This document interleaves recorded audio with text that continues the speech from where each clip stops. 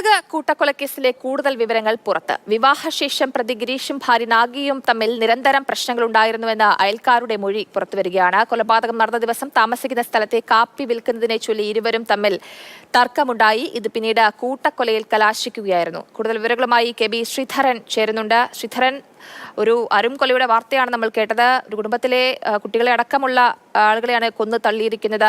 അതിന് കുടുംബ പ്രശ്നം ഒരു കാരണമാണ് എന്ന് പറയുന്നു. എന്താണ് കൂടുതൽ വിവരങ്ങൾ? ഈ പ്രതിയും അതുപോലെ തന്നെ ഈ കൊല്ലപ്പെട്ട ആളുകളും ഒരു വീട്ടിൽ തന്നെയാണ് താമസിച്ചിരുന്നത്. വയനാട് സ്വദേശിയാണ് ഈ പ്രതി.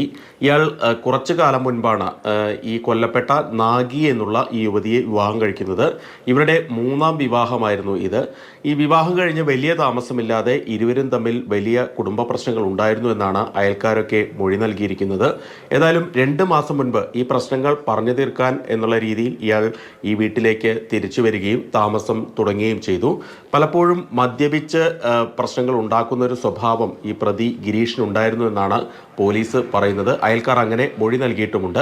ഒരു വലിയ കാപ്പിത്തോട്ടത്തിന് നടുവിലാണ് ഇവർ താമസിക്കുന്നത്. അതിൽ ഇവരുടേതായി കുറച്ച് വിളകളുമുണ്ട്. ഏതായാലും ഈ കാപ്പി വിളഞ്ഞു നിൽക്കുന്ന കാപ്പി വിൽക്കുന്നത് സംബന്ധിച്ച് കഴിഞ്ഞ ദിവസം തർക്കമുണ്ടായി. ഇതാണ് പെട്ടെന്ന് പ്രകോപനത്തിന് കാരണമെന്നാണ് പോലീസിന് ഗിരീഷ് നൽകിയിരിക്കുന്ന മൊഴി. അതായത് ഈ കാപ്പിയുടെ വിലയെ ചൊല്ലിയുള്ള തർക്കത്തിനിടയിൽ ഇയാൾ മദ്യലഹരിയിലായിരുന്നു. ആ സമയത്ത് ഈ തർക്കത്തിനിടയിൽ ഭാര്യയെയും ഭാര്യയുടെ അച്ഛനെയും അമ്മയും കുഞ്ഞിനെയും, അതായത് ഈ നാഗിയുടെ ആദ്യ ബന്ധത്തിലുള്ള ആ കുഞ്ഞിനെയും ഇയാൾ കൊലപ്പെടുത്തിയ ശേഷമാണ് കടന്നു കളഞ്ഞത്. പിന്നീട് കർണാടക പോലീസ് നൽകിയ വിവരത്തിന്റെ അടിസ്ഥാനത്തിലാണ് ഒരു കൊലപാതകത്തിന്റെ വാർത്തയാണ് പുറത്തു വരുന്നത്. കുടുംബ പ്രശ്നങ്ങളാണ് പ്രധാനപ്പെട്ട കാരണമായി ചൂണ്ടിക്കാണിക്കുന്നത്. ഈ കാപ്പി വിൽക്കുന്നതുമായി ബന്ധപ്പെട്ടുള്ള തർക്കമാണ് ഈ കൂട്ടക്കൊലയിലേക്ക് എത്തിച്ചത്. കെ ബി ശ്രീധരനാണ് വിവരങ്ങൾ പങ്കുവച്ചത്.